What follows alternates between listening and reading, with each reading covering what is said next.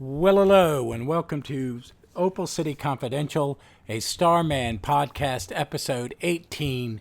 And we are back to covering a Will Payton Starman. But we're also going to cover the Invasion event, which is a three-part crossover. And even though Starman isn't in issue 1, Pity has been kidnapped by the bad guys, and then he is freed, and he goes on a mission during the invasion. So we're going to do Invasion 1, Starman 5. In a few weeks, we'll do Invasion 2, Starman 6, then Invasion 3, Starman 7.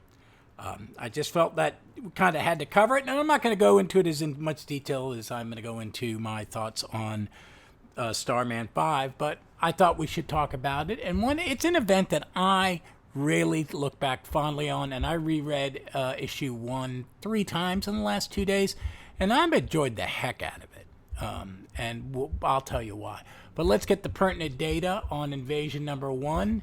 It was cover dated December 1988. It is written by Keith Giffen and Bill Mantlo.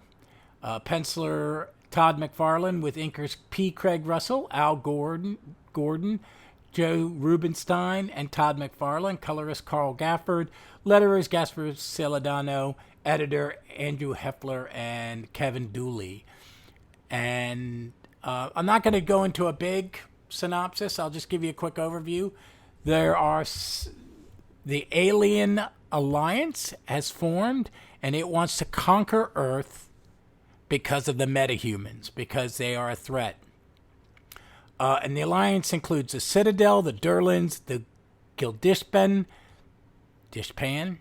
Scions, Tangarians, Warlords of Okara, and Daxam agrees to it.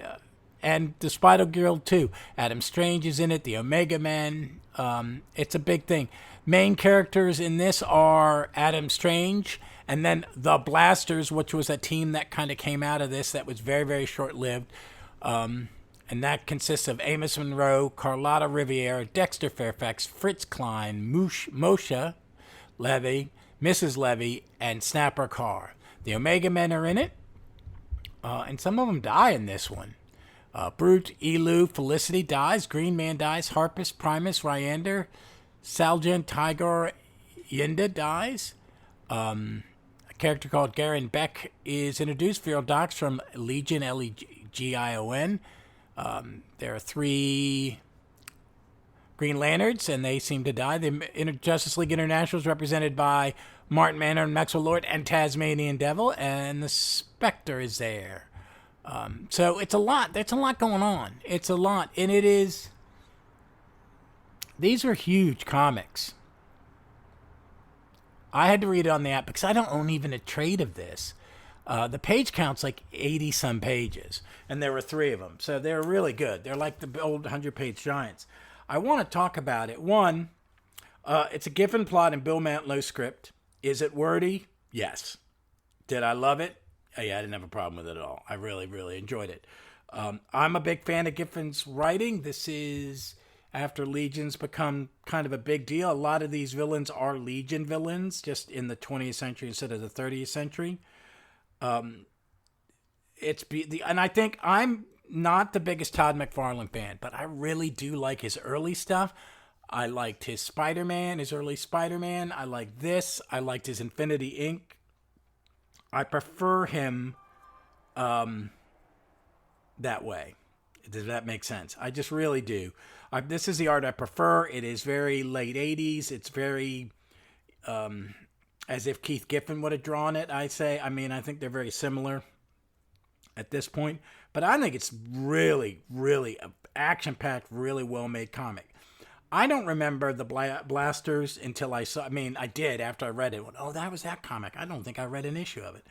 I read the early Omega Men. I kind of bowed out of it early because it was just 88. I didn't have a lot of money. And if I was going to get a DC comic, it was going to be Titans or something. It wasn't in Legion. It wasn't going to be the Omega Men. But this is a really good comic, and it's in the app in its omnibus format and the issue format. It's not an omnibus, it's just a trade. but it's pretty good. It does a lot of world building. It introduces you to all these aliens. So if you haven't read a Legion comic, you get it. The Dominators are absolutely creepy, and I love them. There's some, there is some death. I mean, they kill off minor characters in not big books, or, 2,318 at least Green Lantern, so you can whack 3 or 4. And the Omega Men, I don't know where this was, but, Green Man, I don't know where this is in its run. And I'm really not looking ahead to see who these, the new characters are and stuff. I kind of want to relive it, because I just vaguely remember it, and I don't want to spoil it for myself. But they invade, they cover it, and the Lords of Order involved, Spectre's involved. It's a big, it's a real invasion. It's not like one of those, it happens every week every month in the comics. I'm reading Invincible for the first time, and they have. I think it's the greatest idea. It's like the second arc after his dad's beat the shit out of him, and him and his mom have just been destroyed emotionally by his dad, Omni-Man. But there's an invasion, and we see it after the fact.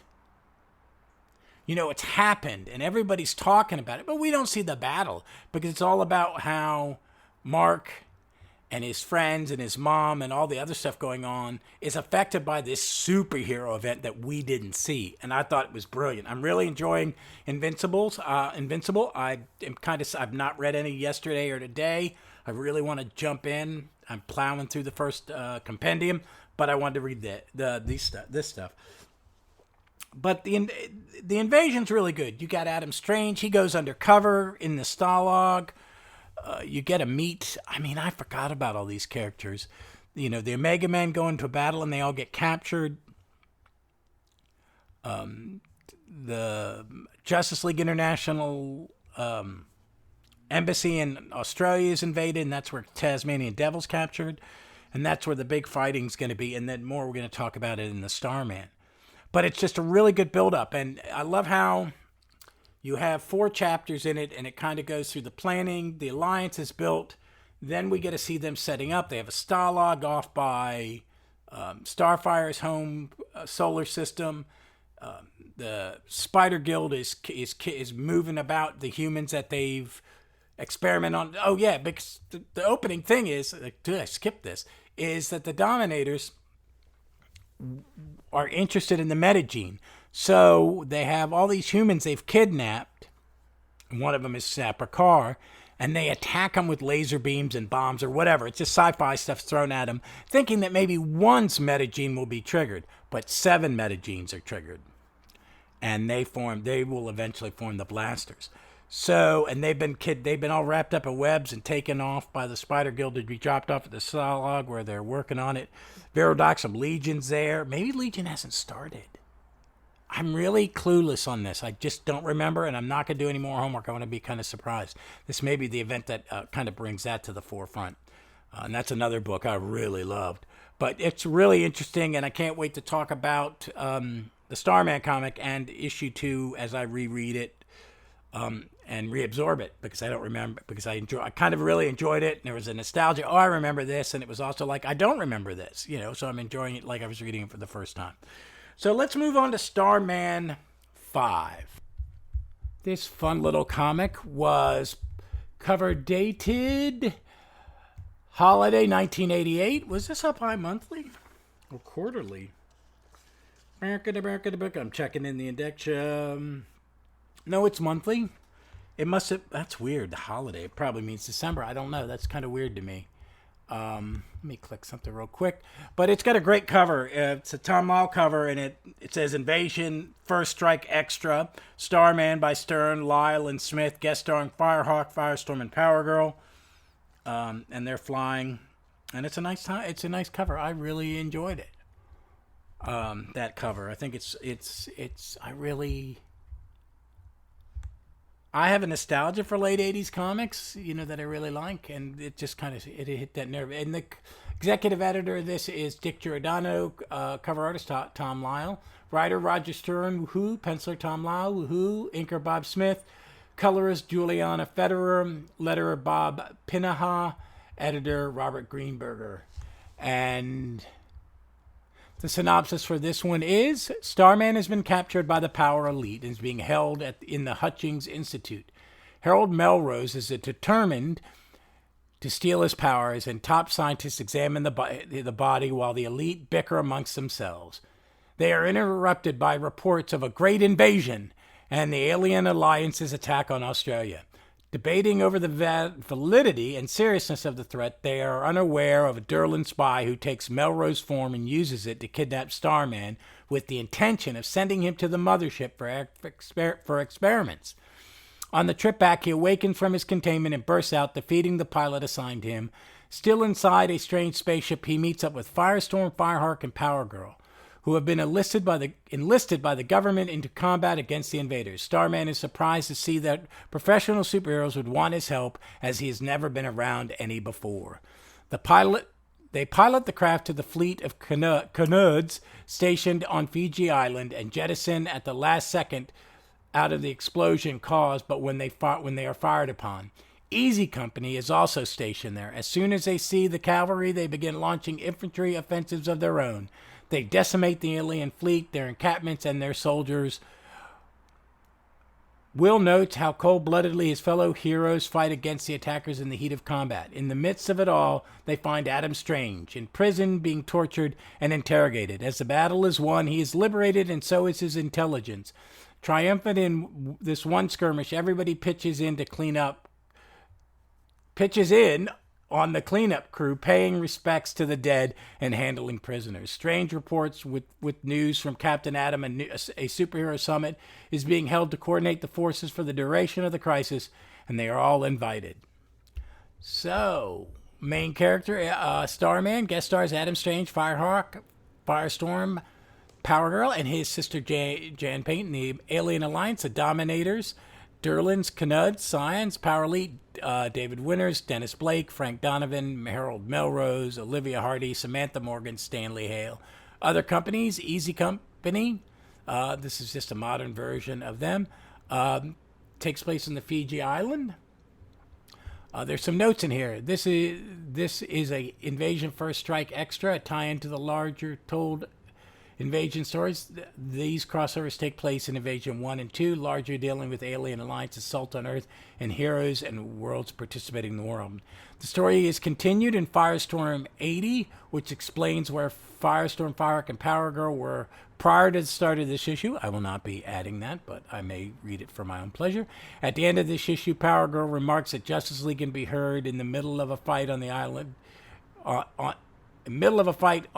the island over. She is referencing the events that takes place in Justice League International 22. This is really Starman's first team-up. He hasn't met any legitimate superheroes until this point. In this issue, Firestorm is a composite of Martin Stein and Ronnie Raymond and Mikhail Arkidin, although only the dominant Stein personality appears. So this was a great issue. I like how it's kind of half.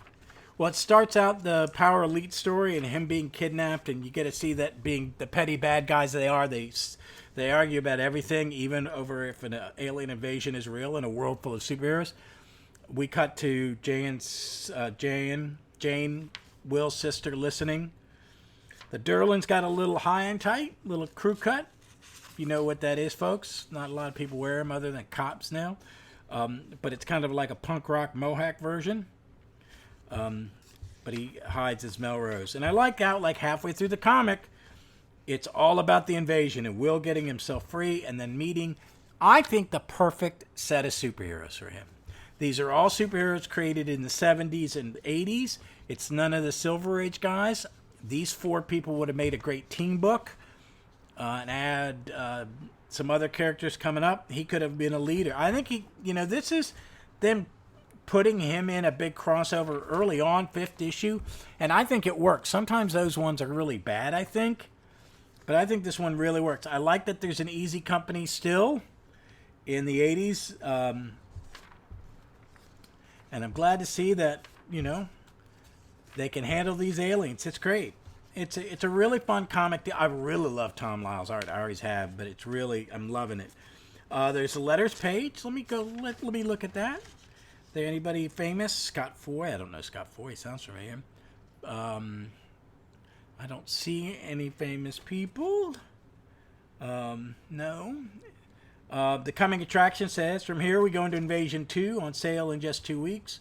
There we see exactly what the heroes have been up to and what will happen to the aliens. Is peace at hand, or is something more diabolical, having a hard time with that, but diabolical happening? Let's put it this way. There's going to be plenty of action, and Will gets to meet some DC's greatest superheroes. I can't wait.